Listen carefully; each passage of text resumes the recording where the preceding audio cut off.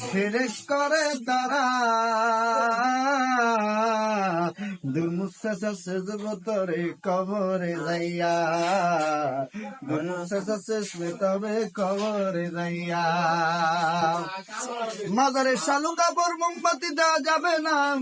আল্লাহর অলির কবর হতে হবে জিয়ারত এই জিয়ারত যদি তুমি করো বন্ধু